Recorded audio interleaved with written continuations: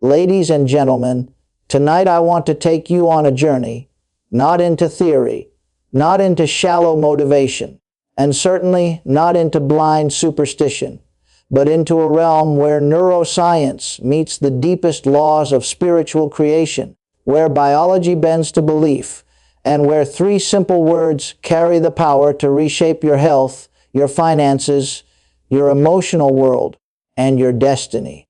I have spent years studying the electrical patterns of the brain, the chemistry of thought, the physiology of belief, the psychology of expectation, and the mysterious but undeniable influence that human consciousness has on physical reality.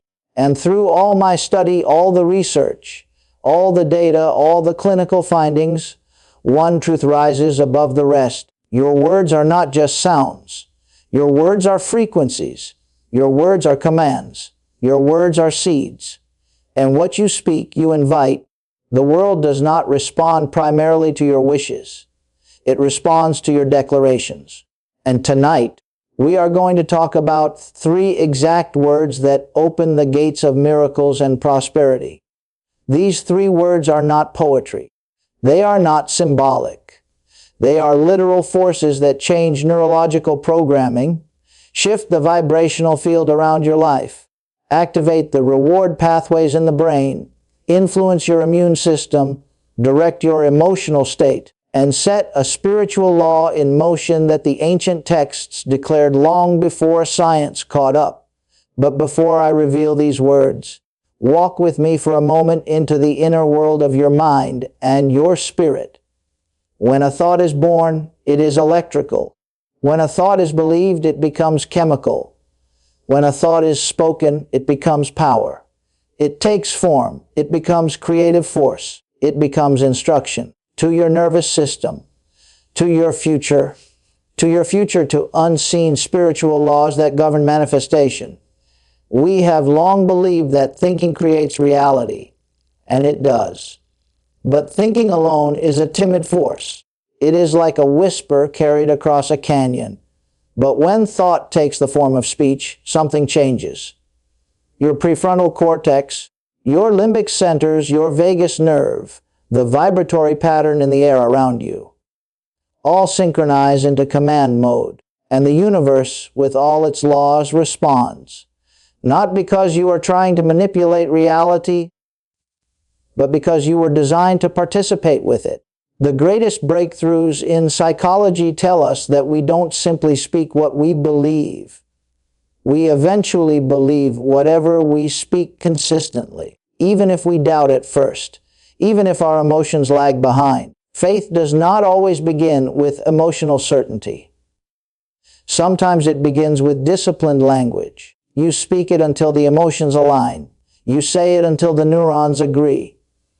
You declare it until heaven responds.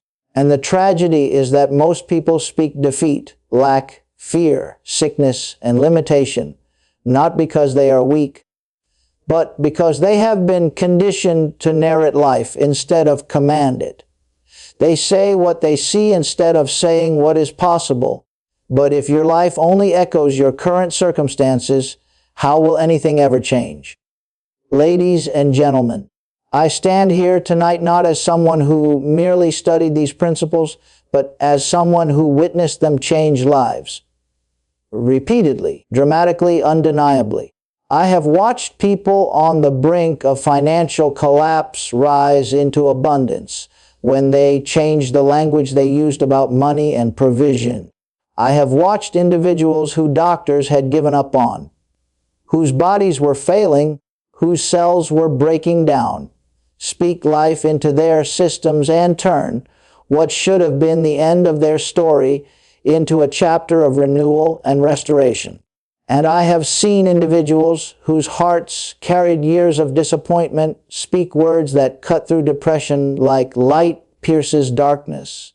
And joy returned, strength returned, clarity returned. Now listen closely, because this is where many people misunderstand. We do not ignore reality. We do not pretend difficulty doesn't exist. We do not suspend logic or deny facts. We simply refuse to allow present facts to become permanent truth.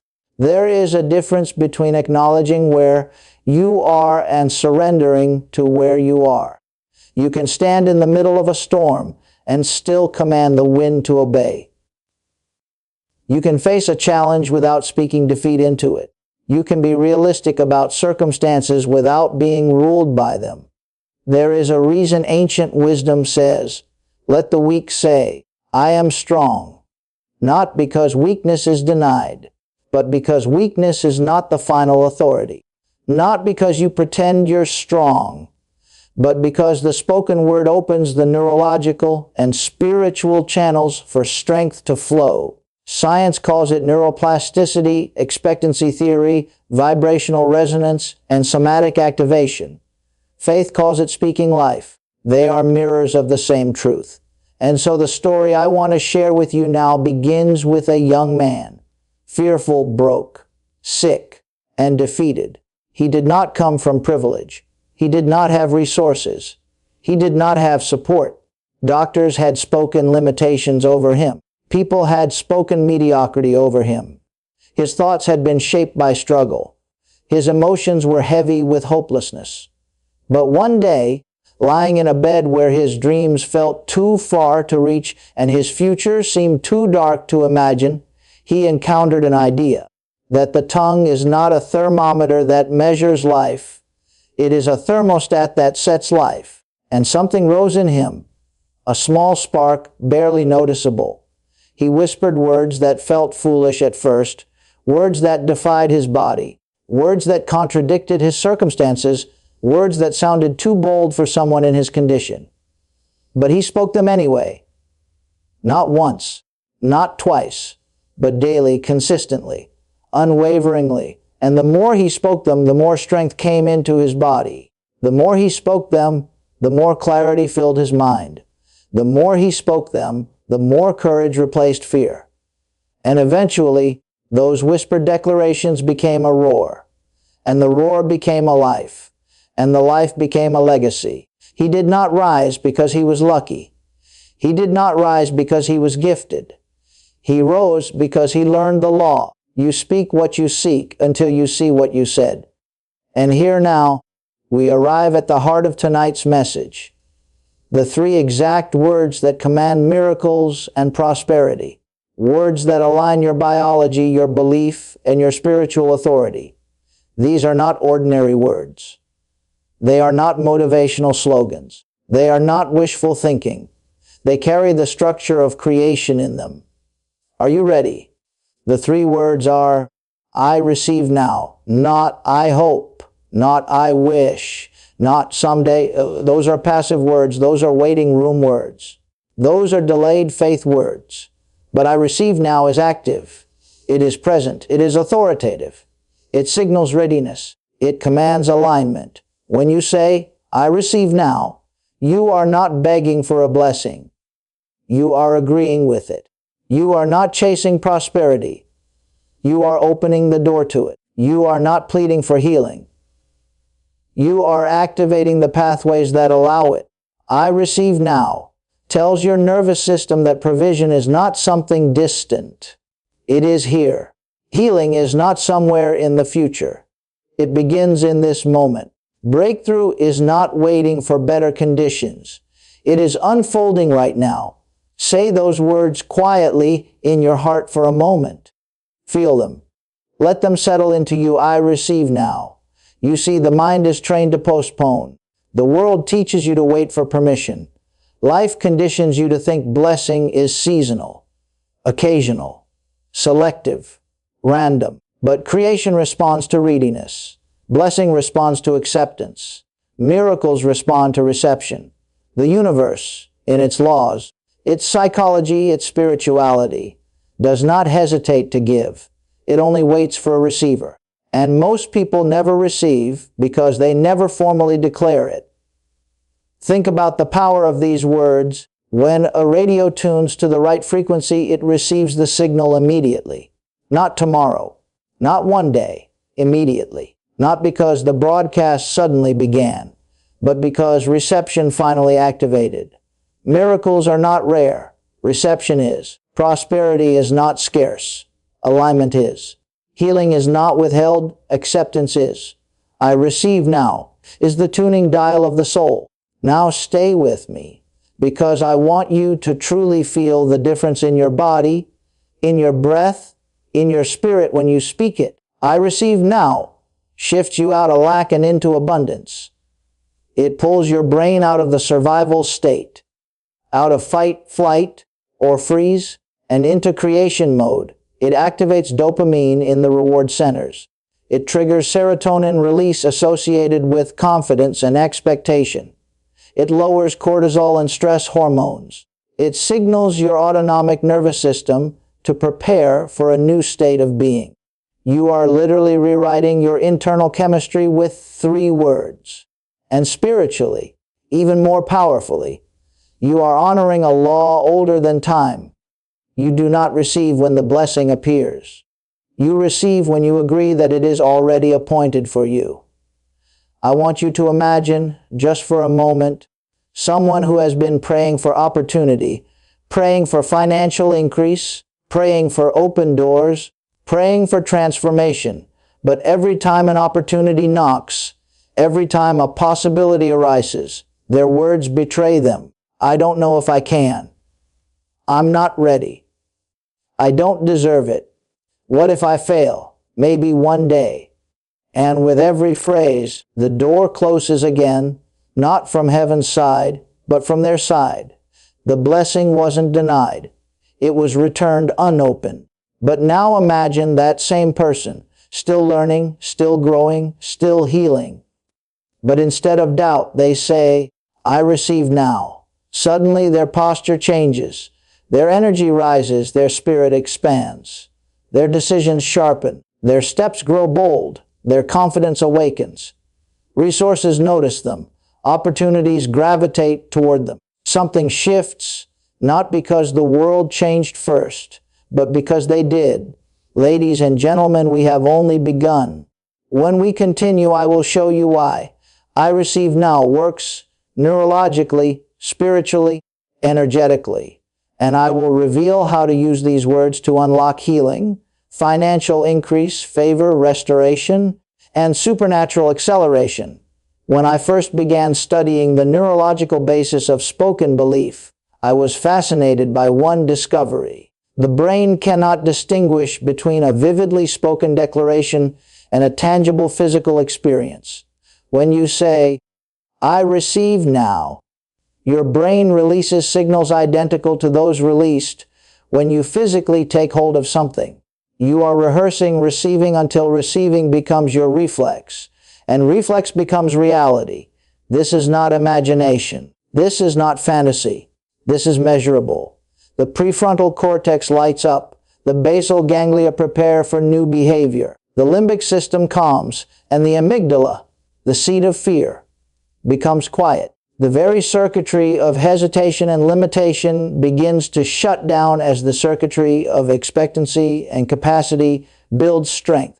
But beyond the brain, there is a spiritual principle. Whatever you are ready for, you attract. Whatever you declare, you invite. Whatever you receive internally eventually appears externally. And whatever you doubt, you delay. A seed does not sprout when the soil panics. It sprouts when the soul receives. And so tonight we remove panic. We remove hesitation. We remove maybe one day. We remove if it is meant to be. And instead we embrace the sacred posture of reception. Now let me share something deeply intimate. A moment I will never forget. I once sat with a woman who had spent 15 years fighting an illness. She tried diets. She tried medication. She tried prayer. She tried positive thinking. She tried resigning herself to fate. She tried pretending she didn't care anymore. And nothing seemed to shift. When I met her, she did not need more knowledge. She did not need more data. She did not need more encouragement. She needed one revelation, and she was allowed to receive. She had spent so long fighting that she forgot how to open her hands. She had perfected the struggle, but forgotten the surrender. And as tears filled her eyes, she whispered the words, unsure, trembling, but willing, I receive now. At first, she felt nothing. No lightning, no supernatural rush, just stillness, and that stillness frightened her. But she chose to keep speaking. Day after day, morning after morning, night after night, weak at first, but determined, and gradually something changed. Her doctors could not explain the shift. Her body began responding. Symptoms shrank, strength grew, and the illness that once dominated her life loosened its grip until it finally let go. Was it medicine alone? No, because she had tried medicine. Was it mindset alone? No, because she had tried mindset. Was it prayer alone?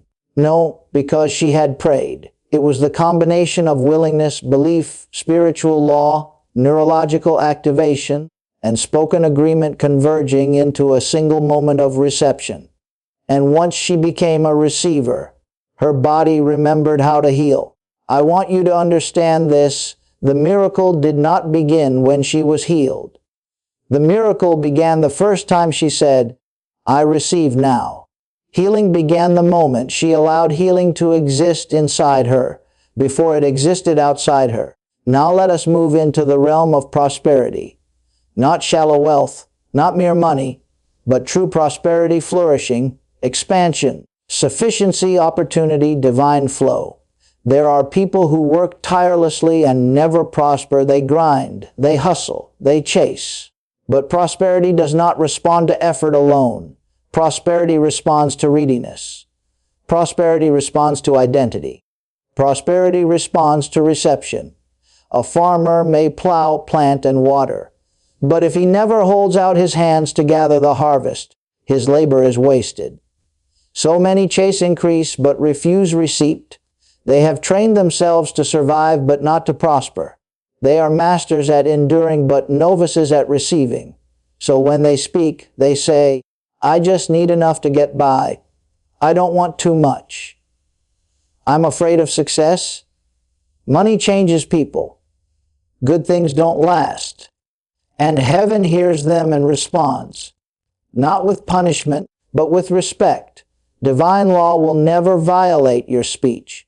Prosperity will not force itself on a closed door. The blessing you refuse to receive simply waits for you to open the gate.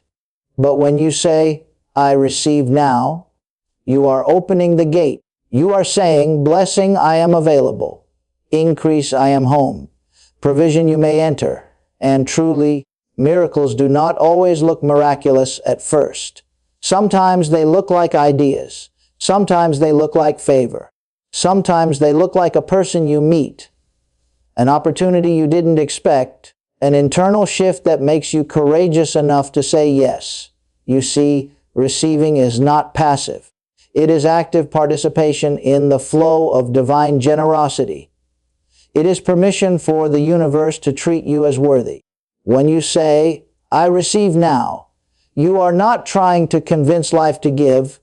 You are removing your own resistance to what has always been prepared. You are releasing the belief that you must earn everything with pain.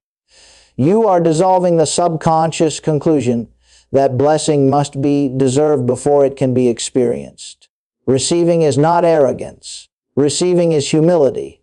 It is the humble who must learn to receive. The proud insist on earning. The proud cling to control.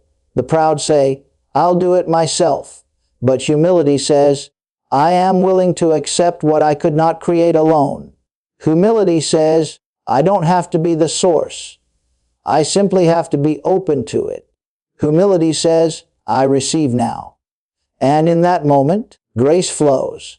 Not the weak kind of grace that excuses stagnation, but the powerful grace that elevates, empowers, and multiplies. Now breathe with me for a moment deeply. Let your chest rise. Let your shoulders soften. Let your heart open. Because receiving is not merely a phrase. It is a posture. It is a state of being. It is a frequency that your body remembers once you practice it enough. And here is the mystery. There are blessings for which you do not yet have language. There are doors you do not yet know to knock on. There are paths you cannot yet see. But when you enter the receiving posture, those paths reveal themselves. A man once stood in the back of a small meeting like this. He did not come expecting anything. He came out of curiosity, maybe even skepticism. His business had failed. His marriage was crumbling under financial stress. His confidence was gone. His vision clouded. But something inside him flickered when he heard these words, and he whispered, barely audible, "I receive now." He did not feel ready, but he spoke anyway. He did not feel worthy, but he spoke anyway. He did not feel powerful, but he spoke anyway. Within weeks, someone he had forgotten reached out with an opportunity. Within months, he was leading a new venture, prospering beyond what he thought possible. His marriage found new life. His confidence returned not as a shallow ego, but as quiet knowing, not because someone rescued him, not because life suddenly became easy, but because he received his worth before he saw the evidence. This is where many miss it. They want evidence before identity, but identity precedes evidence. You receive before you witness. You believe before you hold. You speak before you see. And when your soul finally accepts it, the world reflects it. Now, I want to take you deeper into something sacred. I receive now is not merely for miracles and prosperity. It is for peace. It is for love. It is for wisdom. It is for rest. Some of you do not need more action. You need to receive peace. Some of you have prayed for clarity, but have not received guidance. Some of you have asked for strength, but have not allowed rest. There is a blessing for every burden, but the blessing waits for reception. So tonight, as we prepare to close, place your hand over your chest, gently, reverently, and whisper again, slowly, "I receive now." Say it as if the universe is listening. Say it as if your cells can hear you. Say it as if heaven is leaning forward. Say it as if you finally believe you are allowed to be blessed. I receive now. You are not begging for a miracle. You are aligning with one. You are not hoping for prosperity. You are stepping into it. You are not wishing for breakthrough. You are agreeing with it. There comes a moment when everything changes, not because circumstances shift first, but because you shifted first. And the world always reorganizes itself around a transformed soul. Tonight may be that moment for you. A moment when heaven stopped waiting because you stopped resisting. A moment when the door opened because your heart opened. A moment when you ceased striving and began receiving. May strength flow to you. May opportunities find you. May peace surround you. May provision rise to meet you. May healing awaken in your body. May favor go before you. May grace multiply around you. Not tomorrow, not someday. Now I receive now, and so do you. Go from here with open hands, open heart, open spirit. Walk as one who carries grace. Speak as one who commands blessing. Live as one who expects goodness. For you are not waiting for miracles. You are living inside a world where miracles respond to you. And as you step into your next chapter, may you never again shrink from the goodness prepared for you. May you never hesitate to receive what heaven has already spoken over your life. Go knowing this truth deep in your spirit. You are not just asking. You are receiving. You are not chasing. You are attracting. You are not hoping. You are agreeing. And every time life whispers possibility, your spirit will answer boldly, "I receive now." Thank you.